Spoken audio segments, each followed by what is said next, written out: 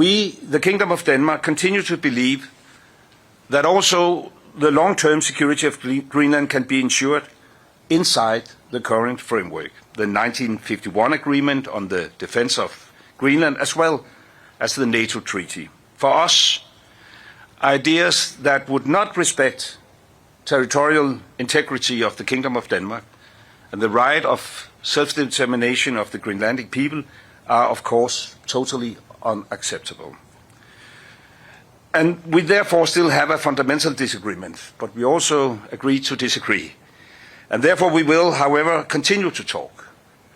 We have decided to form a high-level working group to explore if we can find a common way forward. Well, I have known the President for a while, also in my former capacity as Prime Minister in Denmark, and I know his approach.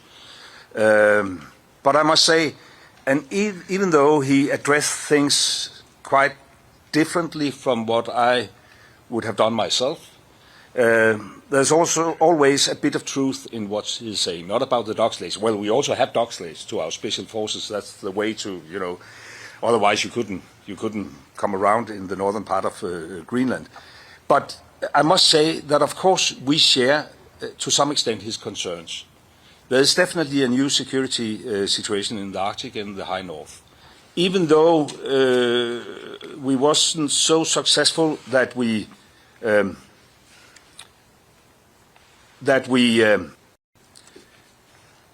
reached, a conclusion where our American colleagues said, "Oh, sorry, it was a totally misunderstanding. We gave up on our ambitions." There's clearly a disagreement.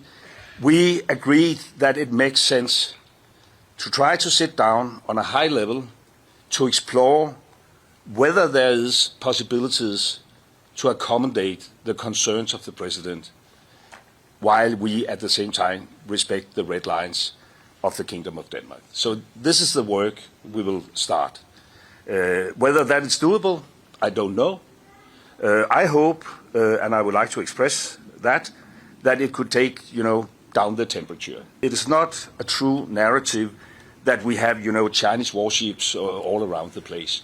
According to our intelligence, we haven't had a Chinese warship in Greenland for a decade or so. So, from that perspective, it was a very constructive meeting. As I said, frank discussion among equal partners, and now at least we have to give it a try. Do you want to add anything? No, I think it's very important to